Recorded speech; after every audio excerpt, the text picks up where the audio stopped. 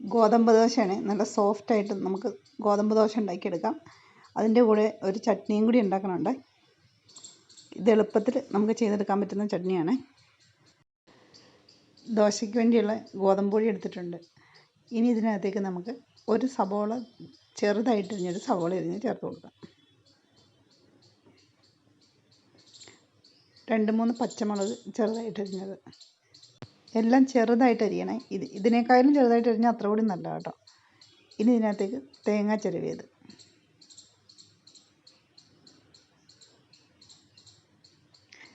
കറിവേപ്പില നമ്മൾ കൈ കൊണ്ടൊന്ന് ചെറുതായിട്ടൊന്ന് പിച്ചി കീറിയിട്ട് വേണം ഇട്ട് കൊടുക്കാനായിട്ട്.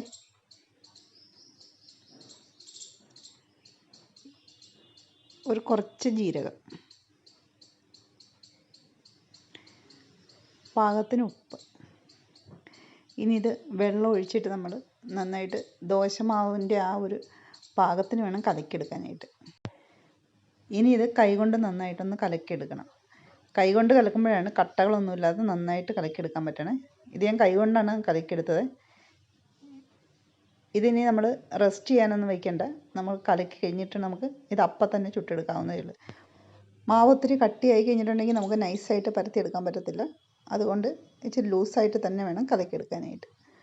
ഇനി നമ്മൾ ചട്നിക്ക് വേണ്ടി തക്കാളി എടുത്തിട്ടുണ്ട്, സവോളയും ഒരു പച്ചമുളകും. ഇതിൽ തക്കാളിയൊക്കെ ഒന്ന് കട്ട് ചെയ്തെടുക്കാം. തക്കാളി കട്ട് ചെയ്ത് എടുത്തിട്ടുണ്ട്. ഇത് മിക്സിയിലേക്ക് ഇട്ട് നമ്മൾ അരയ്ക്കാനുള്ളതാണ്. അതുകൊണ്ട് വലുതായിട്ട് കട്ട് ചെയ്താലും മതിയേ. ഇനി ഒരു സവോള, 2 വെളുത്തുള്ളി, ഒരു പച്ചമുളകും.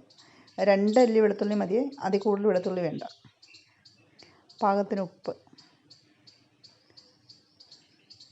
മുളക് പൊടി.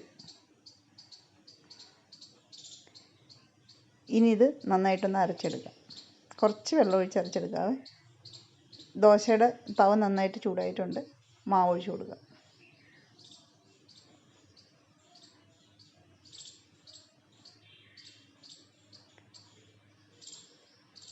വീഡിയോ ഇഷ്ടമാകുവാണെങ്കിൽ ഒന്ന് സബ്സ്ക്രൈബ് ലൈക്കും കൂടി ചെയ്യണേ.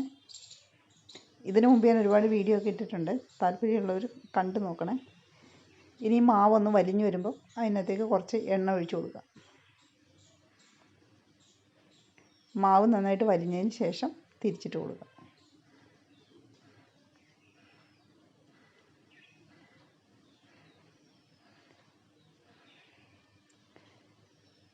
ഗോതമ്പ് ദോശ റെഡി ആയിട്ടുണ്ട്. ഇത് നല്ല സോഫ്റ്റായിട്ട് തന്നെ ഇരിക്കും കേട്ടോ. തക്കാളി ചട്നി ഉണ്ടാക്കാൻ വേണ്ടിയാണ്. ഇനി ഇതിനകത്തേക്ക് എണ്ണ ഒഴിച്ചു കൊടുക്കുക.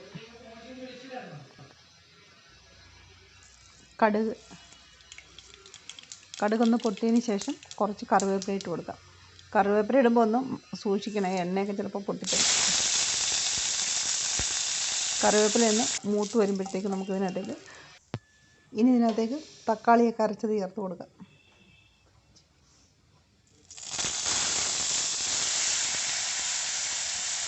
മിക്സിയുടെ ജാറിനകത്തേക്ക് കുറച്ച് വെള്ളം കൂടി ഒഴിച്ചിട്ട് അതും കൂടി ഒഴിച്ചു കൊടുക്കാം.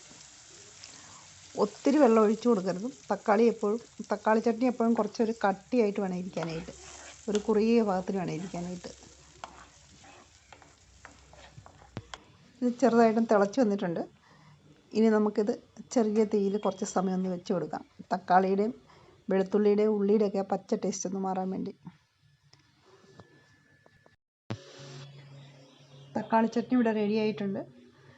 വീഡിയോ ഇഷ്ടമാവുകയാണെങ്കിൽ ഒന്ന് സബ്സ്ക്രൈബും ലൈക്കും കൂടി ചെയ്യണേ. ഈ ഒരു കട്ടിയിൽ വേണം ഇരിക്കാനായിട്ട്. ഇത് തണുക്കുമ്പോഴത്തേക്ക് കുറച്ചുകൂടി ഒന്ന് കട്ടിയായിട്ട് വരും. ഇനി നമുക്ക് സ്റ്റൗ ഓഫ് ചെയ്യാം. ഇത് ഗോതമ്പ് ദോശയുടെ കൂടെ മാത്രമല്ല, ഇഡ്ഡലിയുടെയും ദോശയുടെയൊക്കെ കൂടെ കഴിക്കാൻ നല്ലതാണ് കേട്ടോ. വീഡിയോ ഇഷ്ടമായെങ്കിൽ ഒന്ന് സബ്സ്ക്രൈബും ലൈക്കും കൂടി ചെയ്യണേ.